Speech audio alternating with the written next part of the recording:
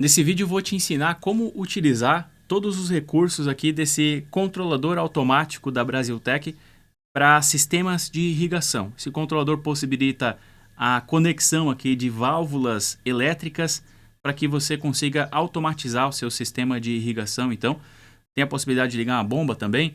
Enfim, esse controlador ele está cheio de recursos e nesse vídeo eu vou te ensinar como utilizar esses recursos, como realizar as conexões, as configurações e como aproveitar ao máximo do seu controlador automático de irrigação da Brasiltec. Pessoal, aqui eu estou na página de venda do produto no site da Brasiltec. Você vai ter a possibilidade de comprar o controlador com a fonte. A fonte ela já acompanha o controlador, é uma fonte 24 VCA para ligar válvulas 24 VCA também. Essa fonte ela alimenta o controlador e o controlador, por sua vez, vai alimentar as válvulas, então com a mesma tensão aqui, né? Então é 24 VCA. As válvulas costumam ser 24 VCA em sua maioria. E você pode adquirir ainda separadamente o sensor de chuva. Vou explicar também como utilizar esse sensor de chuva aqui. É bem interessante. Então eu vou começar pela configuração, porque depois da configuração feita fica mais fácil de mostrar aqui como que é o display dele, como que ele mostra as informações, né? Eu vou tirar o sensor por enquanto aqui para o lado e vou aproximar um pouco do controlador, depois eu falo sobre o sensor. Então vamos lá, eu vou colocar as pilhas aqui novamente, porque elas mantêm o relógio em caso de falta de energia. Nesse caso, o controlador está conectado aqui na energia, a fonte ela já está na tomada. Essa fonte ela tem entrada de 220 volts, então você precisa ter 220 na sua instalação para conectar a fonte. E a fonte fornece 24 VCA aqui para o controlador e é o que vai sair também para as válvulas elétricas. No caso aqui, embaixo dessas pilhas nós temos duas furações aqui, deixa eu ver se eu consigo mostrar. São duas furações então para que você possa fazer a fixação do controlador. E aqui tem também onde você pode pendurar. Então você pode colocar um parafuso aqui e pendurar o controlador, ou na verdade, né, você pode colocar o parafuso lá atrás e um desses aqui também para manter ele bem fixo, ou se quiser fixar somente por esses dois aqui, você pode também. E aí depois que coloca as pilhas, então, eles vão ficar escondidos ali atrás. Essas pilhas aqui, elas servem para manter o relógio em caso de falta de energia. Nesse caso aqui, a gente já está com o controlador alimentado, mas se faltar energia, o que é comum de acontecer, né? Essas pilhas aqui, elas mantêm o relógio funcionando. Se faltar a pilha, você perde o tempo do relógio, o relógio vai acabar atrasando, né? Mas a programação não se perde. A programação é numa memória retentiva, então ela não se perde, você não vai precisar refazer toda a programação. Somente ajustar o relógio, mas tendo as pilhas, então isso não vai ser necessário. E para trocar as pilhas, o controlador ele mostra quando as pilhas estão fracas, para evitar de acontecer delas descarregarem por completo. E quando você trocar, você tem aí pouco mais de 1 minuto, pelo menos, para poder fazer essa troca sem que o relógio atrase. Então tem essa conveniência. Bom, vindo para a programação então, vamos lá. Aqui tem um seletor rotativo para você selecionar o que você deseja fazer. Nesse caso está no desligar, então nenhuma dessas saídas aqui vai acionar enquanto estiver nesse modo.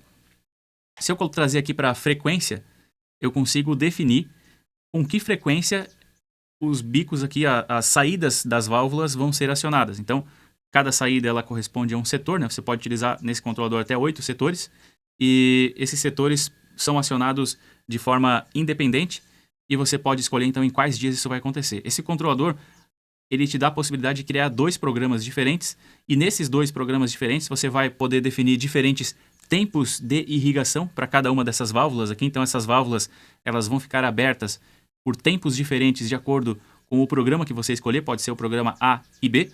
E também a frequência ela pode ser diferente nos programas A e B também. Então eu vou definir aqui, vou criar um programa A onde vai haver uma irrigação por mais tempo e com mais frequência, e o programa B vai ser com menos tempo e menos frequência. Então poderia, por exemplo, utilizar o programa A e B em estações do ano diferentes, talvez, ou de repente com plantas diferentes. Talvez eu tenha plantas que vão ficar em um determinado período e depois de um mês, por exemplo, eu coloco outra planta no mesmo lugar e essa outra planta tem uma demanda diferente, então eu consigo programar de maneiras diferentes. E para isso, então, na frequência aqui eu vou escolher os dias da semana em que vai ser acionado, então, essas saídas no programa A, né? Então, vamos lá. Estou no programa A aqui. Assim que eu seleciono aqui, através do seletor frequência, vai aparecer programa A aqui em cima. Então, eu sei que eu estou definindo o programa A. Aparece todos os dias da semana aqui, começando pelo domingo. Então, domingo, segunda, terça, quarta, quinta.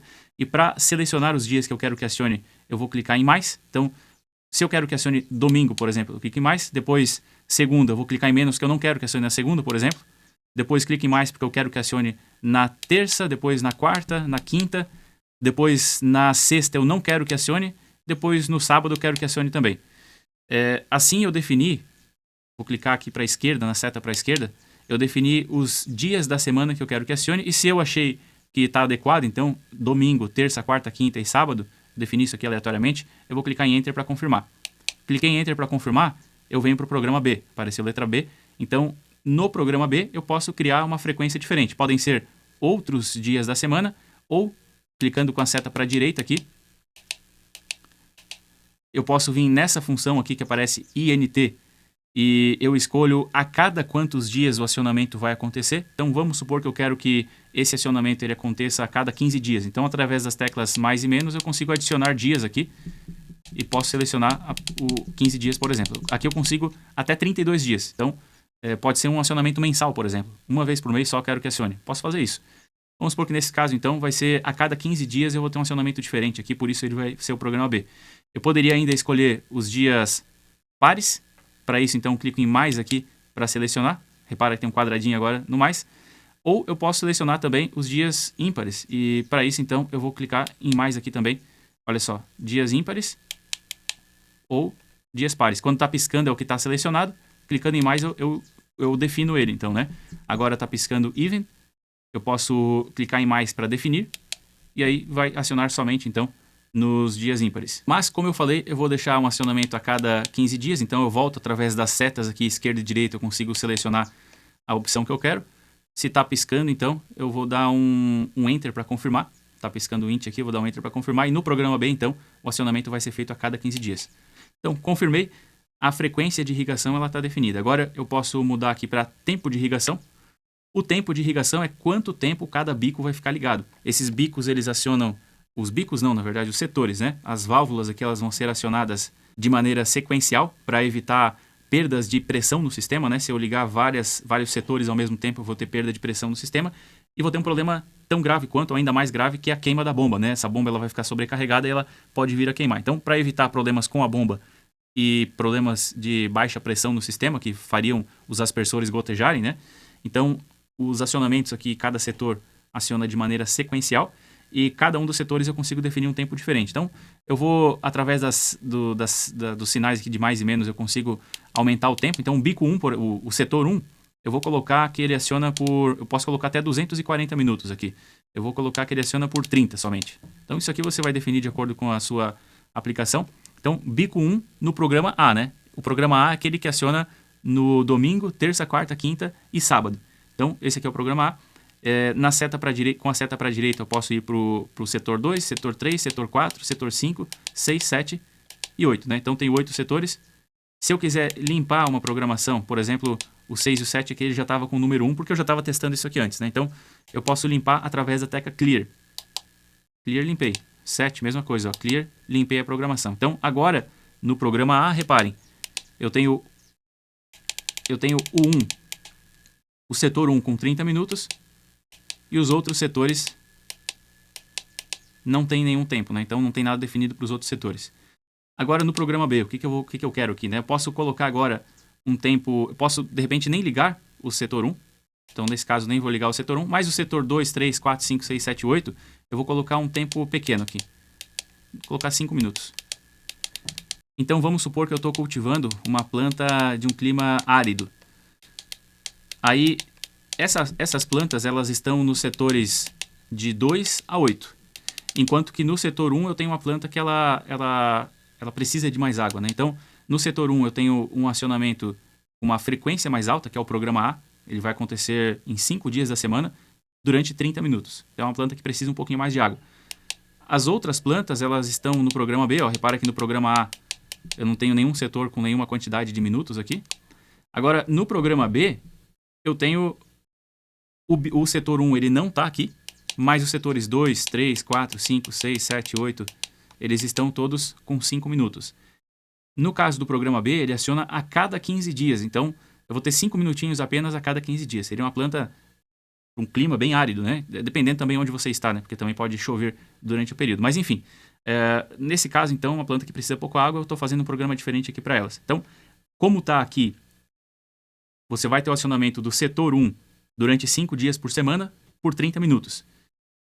Nos outros setores aqui, você vai ter um acionamento a cada 15 dias, somente por 5 minutos. Um setor por vez. Ligo o 2, quando desligar o 2, ligo o 3, quando desligar o 3, ligo o 4 e assim por diante. Então, tempo de irrigação definido para o programa A e B e para todos os setores. Agora eu vou para o horário de início. Qual que vai ser o horário? Programa A, eu consigo acionar por 4 vezes. Então, vamos supor que essa planta, ela precisa de... A planta que está no programa A, que está no setor 1, né? Lembrando, eu fiz separadamente setor 1 e os demais setores no programa A e B, mas não precisa. Eu posso colocar todos os setores para acionar tanto no programa A quanto no programa B. Isso aqui você consegue definir isso, né? Então, eu vou querer que acione 2 vezes por dia no programa A. Então, eu vou colocar aqui através do mais, eu vou definir o horário em que eu quero que isso aconteça. Vamos supor que seja às 3h30 da manhã. Então, vou colocar 3h30 da manhã.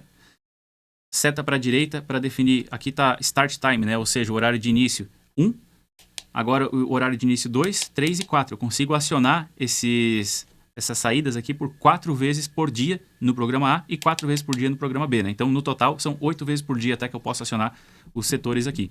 Então, o segundo horário de início vai ser às 3h30 da tarde, por exemplo. Então, eu vou colocar 15h30, né? Lembrando que eu defini o horário, o relógio, para trabalhar com formato 24 horas e não a MPM, né? Então, aqui eu vou colocar 15 horas e 30 minutos. Então, eu vou acionar no programa A, eu tenho somente o bico, o setor 1 ligando por 30 minutos. Se eu coloquei 2 horários de acionamento, então ele vai acionar por 30 minutos às 3h30 da manhã e por 30 minutos às 3h30 da tarde. Perfeito? Então, agora eu vou para o terceiro programa, eu não vou colocar. Se eu tivesse colocado por engano aqui em algum horário, Clear apaga, né? Lembrando que o Clear aqui ele funciona em todas as telas, né? O horário de início 3 e 4 eu não vou utilizar. Agora eu vou para o programa B, ó. Com a seta para o lado aqui, eu vou para o programa B. No programa B, eu quero que o acionamento ele seja feito meia-noite, por exemplo. Então, vou definir aqui meia-noite. E vai ser acionado só uma vez por dia. Então, 1, 2, 1 eu já defini, né? O horário de início 2, 3 e 4 eu não vou definir porque não vai ter. Então, a cada 15 dias vai acionar somente meia-noite e durante 5 minutos no programa B, onde estão configurados aqui os setores de 2 até 8. E aí, acabei, né? Essa parte que acabei. Agora eu preciso ajustar hora e data. Então, agora são 18 horas e 10 minutos. Vamos lá. 18 horas e 10 minutos. Através do mais e menos eu consigo confirmar isso, né? Seta para direita. Opa, Enter, na verdade. Enter para definir o ano, 2026. Enter para definir agora o mês, mês 1. E agora para definir o dia, 18.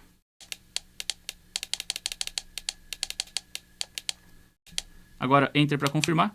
Perfeito, voltei aqui para o horário. Esse é o seletor aqui rodando agora para o início.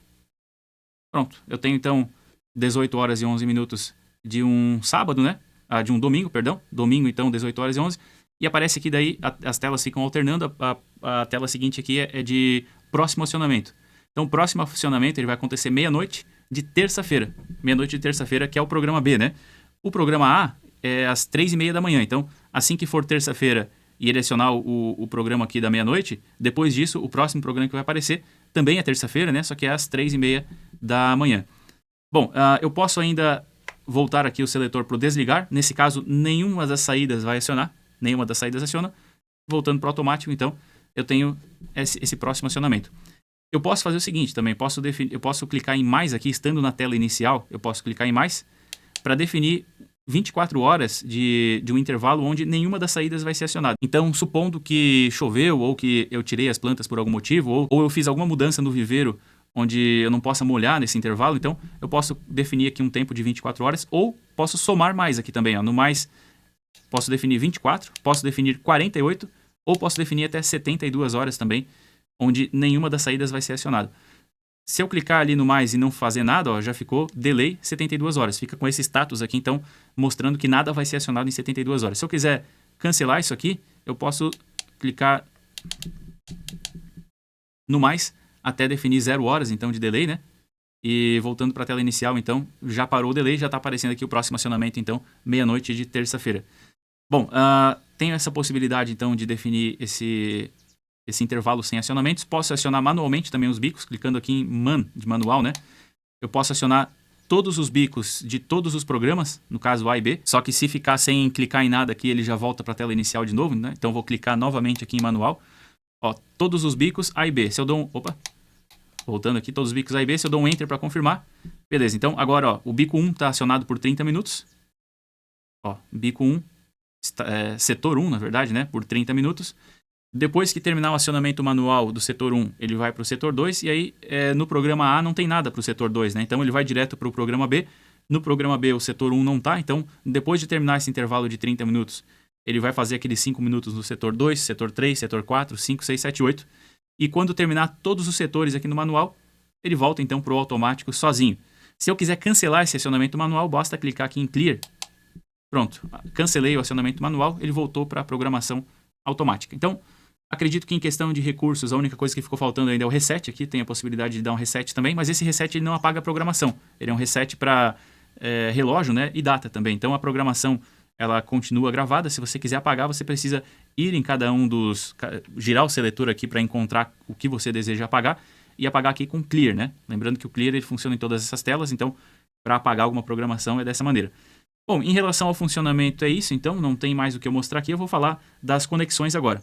A alimentação do controlador ela é feita através da fonte que já acompanha, né? Que eu já falei. Ela é com 24 VCA nos dois primeiros terminais. Então, nos dois primeiros terminais você tem 24 VCA.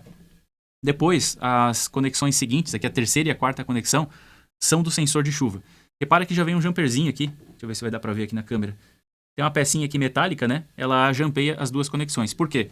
Porque quando está fechado, significa que o sensor de chuva não está atuado. O sensor de chuva é um contato fechado, né? Então, quando nós quisermos instalar o sensor de chuva, esse jumper deve ser retirado para que, quando chover, o contato do sensor de chuva vai abrir. E uma vez que essas conexões estão abertas, pausa o funcionamento aqui do controlador. Ele, na verdade, não é que ele pausa, ele continua mostrando as informações, mas ele impede o acionamento aqui das saídas. Então, sensor nas duas conexões seguintes aqui, a terceira e a quarta. Depois nós temos o comum. Esse comum aqui ele vai ser conectado em todas as válvulas, né? Você vai definir... A válvula ela vai ter dois fios, né? Se for uma válvula 24 VCA, ela vai ter dois fios.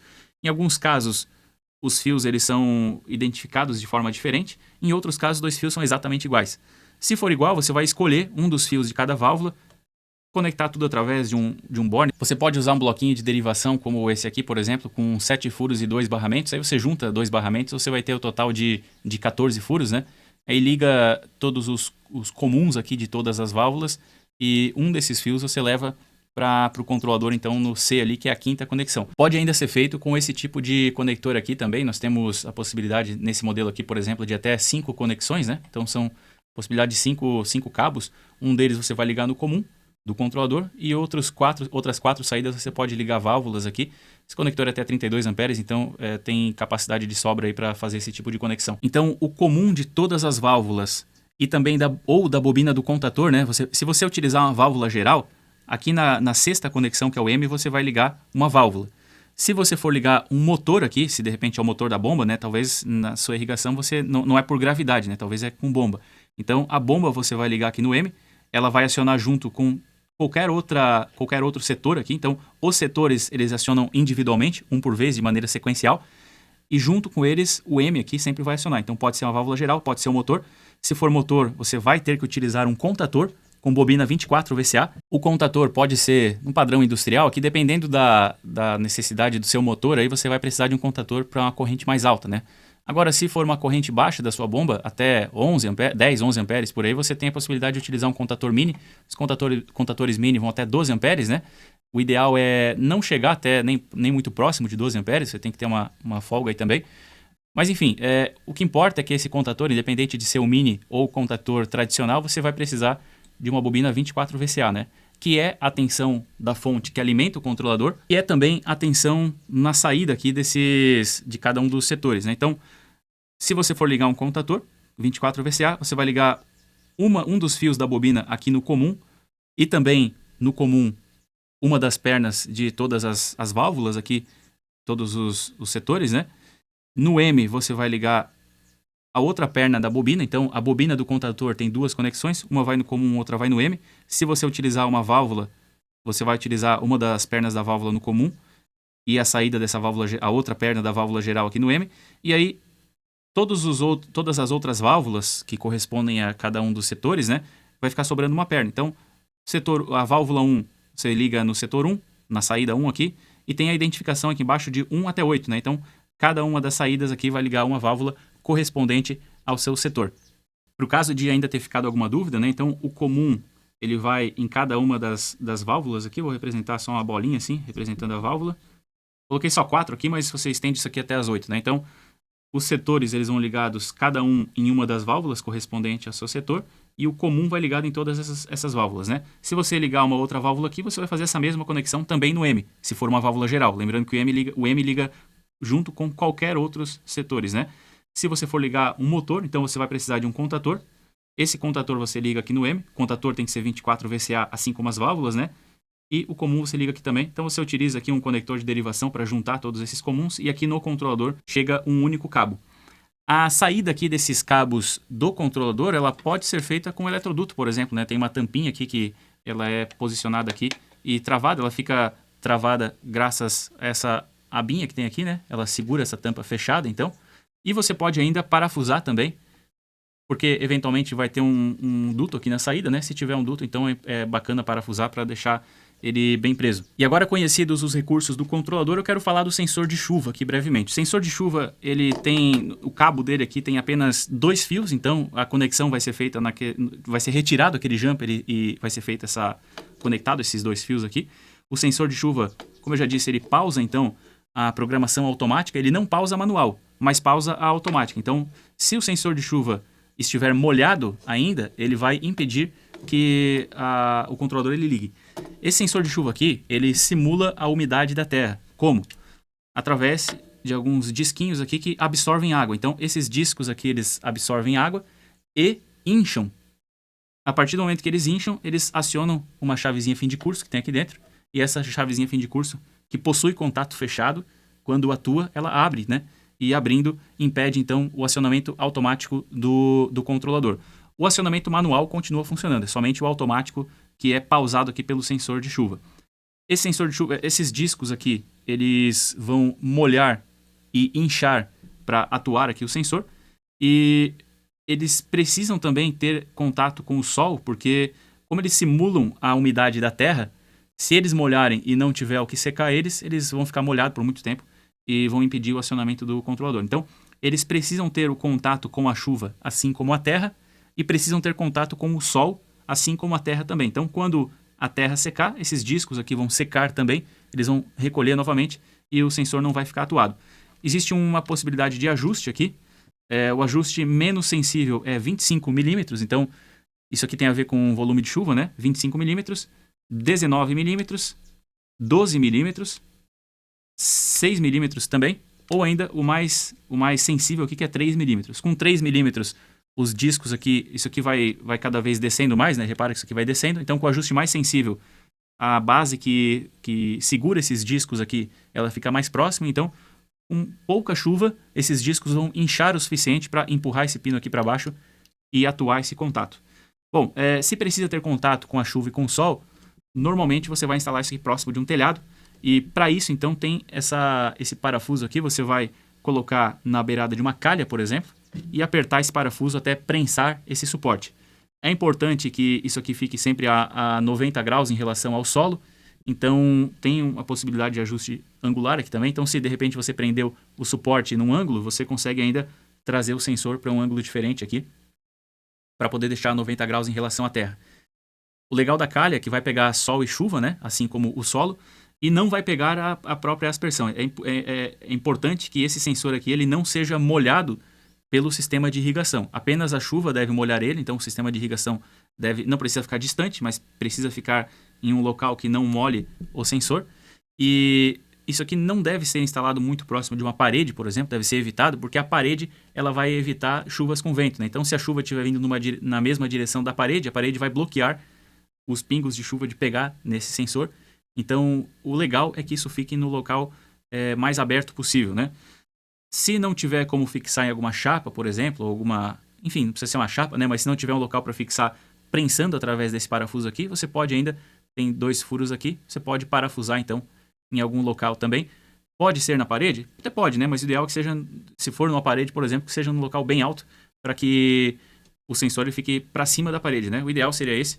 E assim você vai conseguir máximo desempenho aqui nesse sensor. Não tem muito segredo para ligar, são apenas 2 fios, então. E é simples assim. Pessoal, e uma informação extremamente importante para que você não danifique essas saídas aqui que acionam as válvulas. Essas saídas elas têm capacidade de até 300 mA. Ou seja, você vai verificar lá na sua válvula qual que é a tensão de alimentação dela, precisa ser 24 VCA, que é a tensão de saída aqui desse controlador, e você vai verificar qual que é a corrente. Então, se for, por exemplo, 100 mA, 200 mA, até 300 mA, você pode ligar direto então a saída alimentando a válvula. As válvulas aí normalmente têm bem menos que 300 mA, então vai atender basicamente todas as aplicações aí de válvula, né? Acontece que você talvez tenha a necessidade de ligar mais de uma válvula por saída. Posso fazer isso? Pode fazer isso. Só que não pode ultrapassar 300 mA. Então, se cada válvula for de até 150 mA, você pode ligar duas. Você pode ligar 3 válvulas se elas forem até 100 mA. Então, tome cuidado com isso. Se não tiver informação em miliamperes, talvez vai ter a potência em VA. Vamos supor que seja 3 VA. Então, você vai pegar 3 VA, vai dividir pela tensão, que é 24 volts, e o resultado vai ser a corrente em amperes. Se dá 3 dividido por 24, dá 0,125. Então, é 125 miliamperes. Nesse caso, compatível aí, dá para ligar até 2 válvulas na mesma saída. A saída do motor também é para 300 mA, então você vai ter que tomar o cuidado de ligar sempre o motor, com certeza vai dar bem mais que isso. Então, você não vai ligar o motor direto aqui, você vai ligar o contator. A bobina do contator vai consumir bem menos que isso, com certeza. Então, o motor também vai ser nem vai ser com essa tensão de 24 aqui, né? O motor ele vai ser alimentado com 220, 380, aí vai de acordo com a sua aplicação.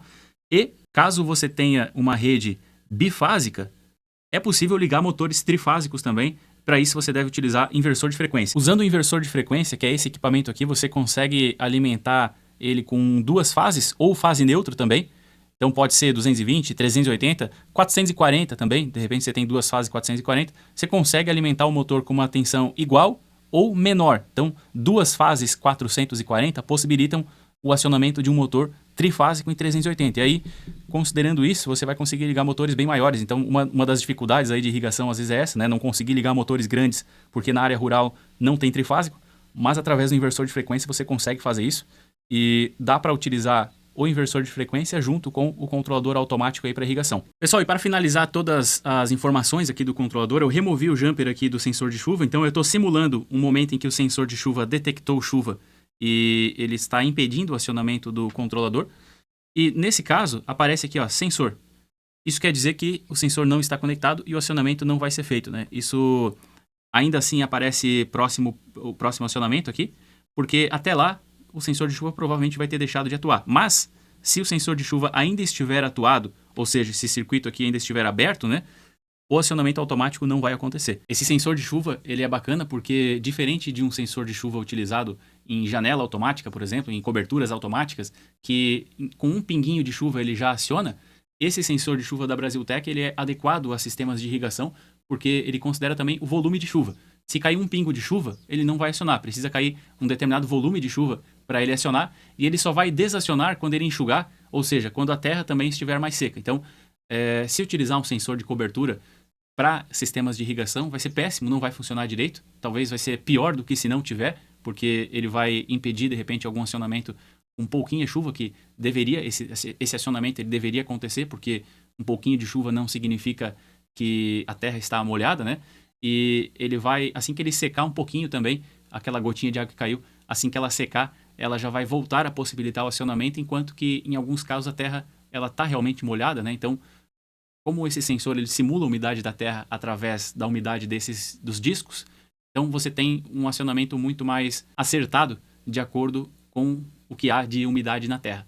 Espero ter te ajudado então com a configuração e com a utilização do seu controlador. Se tiver alguma dúvida, entre em contato com a equipe da Brasiltec. E se gostou desse vídeo, por favor, deixe o seu like, comenta também o que achou, isso me ajuda a continuar gravando para o canal. E precisando de material elétrico industrial, acesse o site da Brasiltec, você vai adquirir produtos originais da Brasiltec com preço de fábrica. E além de economizar comprando um produto bom, você me ajuda também aqui no canal da Brasiltec.